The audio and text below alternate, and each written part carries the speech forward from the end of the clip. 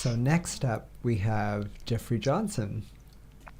So Jeffrey, Thank I'm you going to very come much. over Push to him you. to the bigger screen, please. Okay. And Are what we are you ready? sharing? We are. You're on full screen now. Oh. I'd like to read several things, and I'll try to give a little, some kind of additional information on each one, time permitting. Okay. Joan Anderson is in the audience, right? Yes. Yes. I know that she's very fond of the first poem I'm going to read, which is Chien Andalou. And she's never heard me read it yet, or hasn't had a chance before now. So I thought I should, in case she's in the audience, I should read this. For anyone who doesn't know, Chien Andalou is French for Andalusian dog. And it's a Luis Buñuel film. A very famous scene in it is them cutting an eyeball. And you see them razor blade an eyeball in part of the film. It makes you shudder no matter how many times you see it. There's also some background on it that this title refers to Garcia Lorca, the famous Spanish playwright and poet who is Andalusian from the south of Spain. So with that, I think I'll read. Chien Andalou, masterless dog, flitting shaky across the silver screen. I met this dog under an umbrella, this self-mastered dog, in the rain and grasping at ants. It shits where and when it wants. A long-standing misunderstanding, no, a smear campaign written against the purity of cobblestone washed by the rain. This dog shits bottomless, unbounded shits. The picturesque scene, squatting, straining, legs quivering. It shits in my entryway. It shits all over Paseo de los Tristes. Oh, so sad a story. This star of the big screen in a surrealist happening, a defecation. This masterless, self-governed dog produces the most abundant fruit of Andalusia. And like the olive pit, leaving behind its true feelings about humanity. Oh, the insanity. Oh, the humanity. Ronin dog.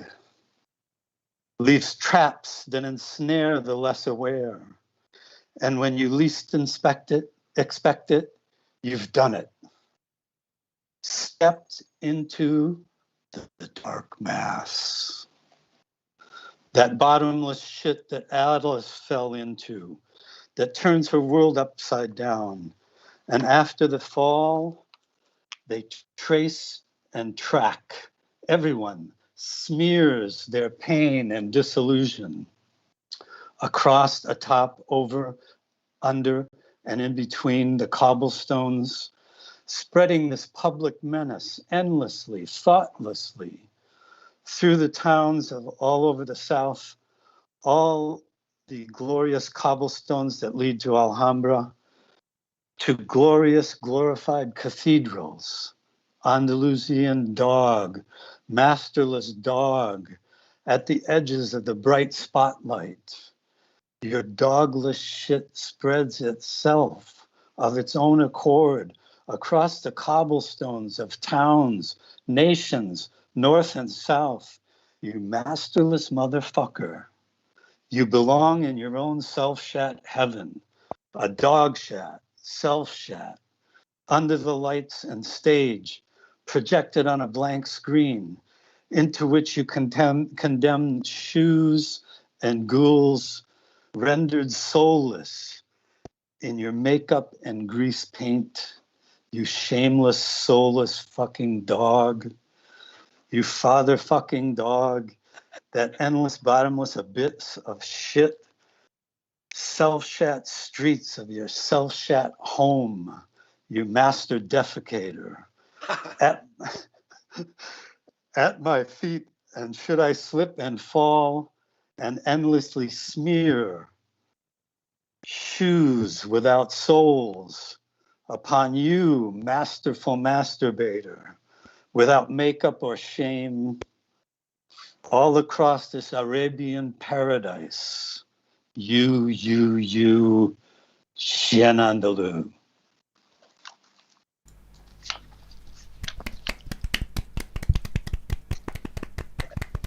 Yes. This video is not for kids. Late warning.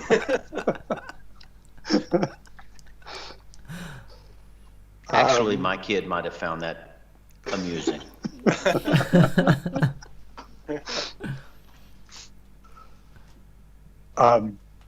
I wrote this when I had a year sabbatical in Granada, Spain. And there was dog shit everywhere. I spent a year dodging, trying not to step in dog shit. I had this experience in other European cities as well. People have great big dogs and don't pick up after them. So the indignity is really ironic, but it's also woven with images of cinema, tribute to Buñuel, and Lorca was the first poet that really knocked me sideways. So That's amazing. It's so intense.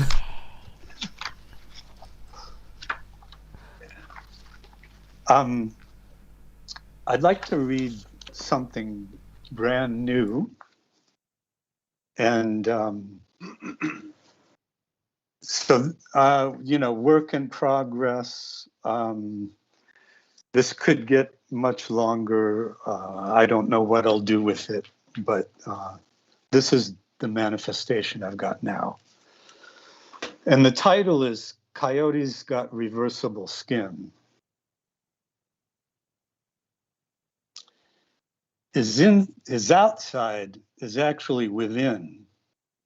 He drives to the horizon for sunlight, sunrise, and twilight. Drives a Trans Am all through the night. Shapeshifter from some Neverland, from some Pangea of a continuum.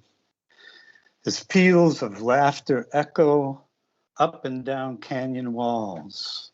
Hands appear when he peels off the paws. Laughing under the ever-changing moon, the creature unzips with opposable digits to exit the one-sided world into indivisibility. She skins herself, sheds the fur for dermis, the snout reversible, convertible, one and the same, no domination, this dominion. The sanity of schizophrenia, illuminated by fire and darkness. Nethermore, coyote's journey, high desert to Arctic floor. With opposable digits, she carries the beaker, full of antinomies, the extremes, the diversities that inhabit all of us.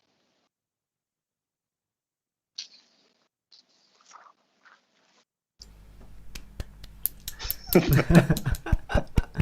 a little slow getting our audio back on. Thank you. And still progressing. I don't know what further I'll do with it, but I have another new one that's about the same length, and then we can go to the video. Is this time-wise okay? That's Sure. perfectly fine. Yeah. This one is called A Murder of Crows. And this actually happened to me right outside the door here. This is the poetic version of what happened. So, A Murder of Crows. I confess I saw, drawn in like an alternate juror, happened upon this murder. The trial of a fallen Caesar, carried out from the treetops.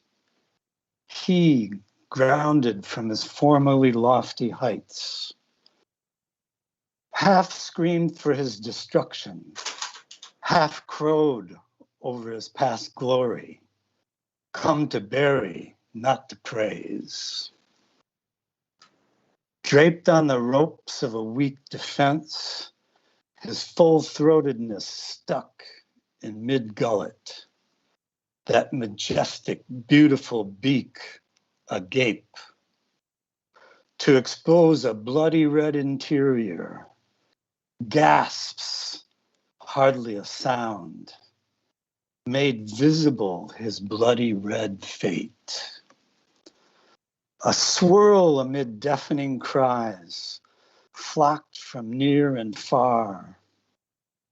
The cacophony did arise. In the canopy, it covered blocks upon blocks, only Caesar grounded, and a gawking bystander, hopping helplessly, haplessly on a short tether of life, just this side of the river Styx. That winter's day at my door, I, some punchless pilot, press my chop to the red wax, seal his fate in a tragedy of a trial. The murder of the king of crows by crows in a dim winter of mourning. Oh, beautiful.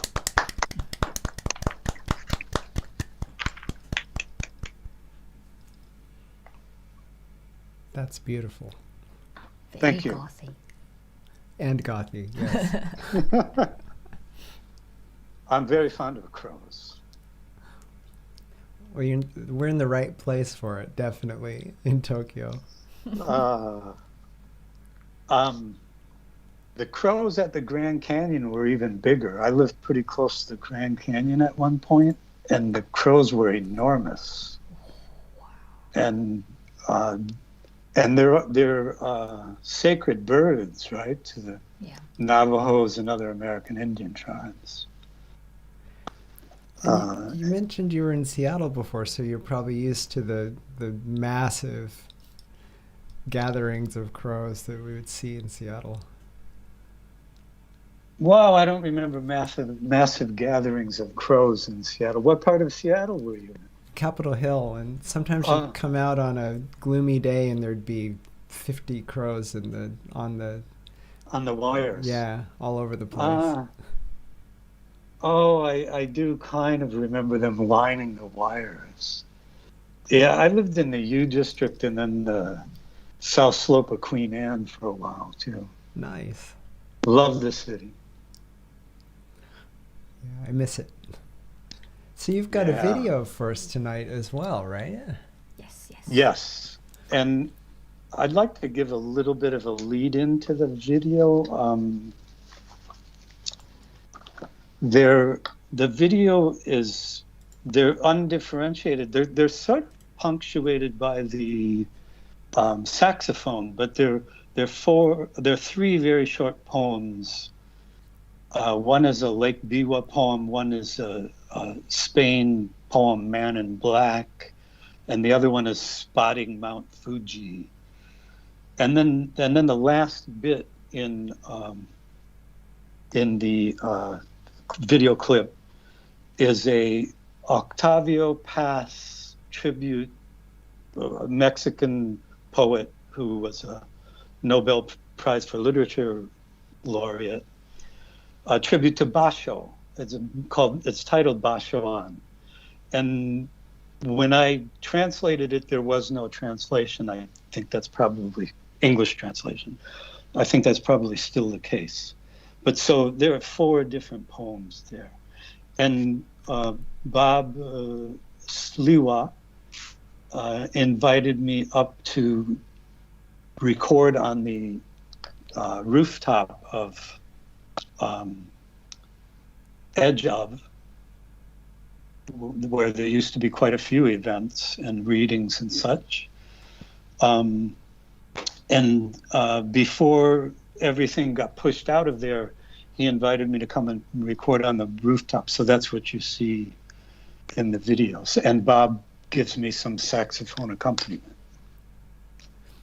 Wonderful. Let's roll it. Let's see. Thanks.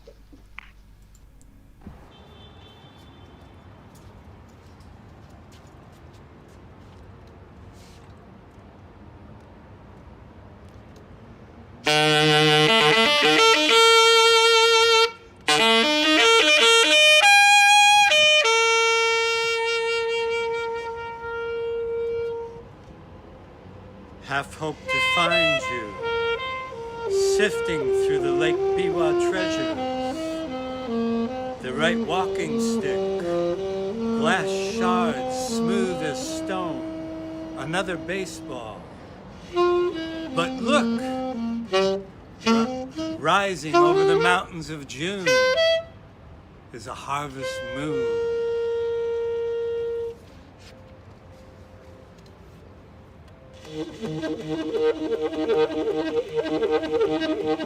Weaving through the crowd, right shoulder bent in supplication to a lifetime heavy load. A stylish man in black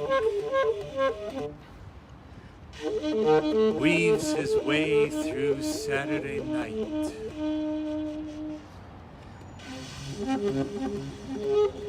What is this? A cloud rising from the plains, piercing blue sky. A celestial body tethered to earth. Fuji-jan! Cicadas drop like flies after a swan song.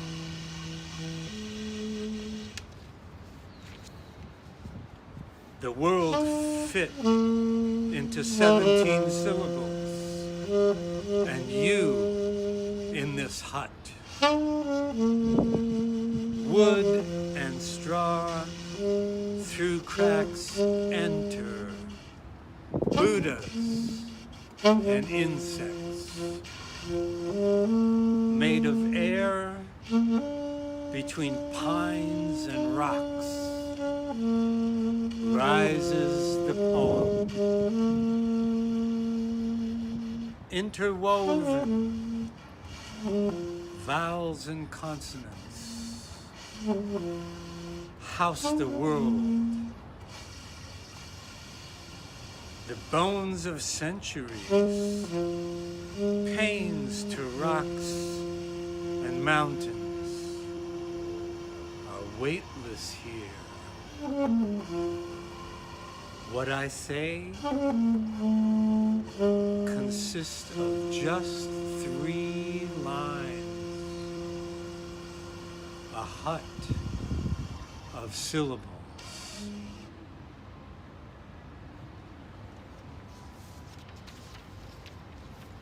Cool. Okay. Yay! Thank you. Bob wanted, this was Bob's idea, and he wanted the ambient noise in it, and you can see the crowd moving down below on the street and everything. So that was his conceptual baby. And it was really fun to do and really wonderful place, as we were talking about.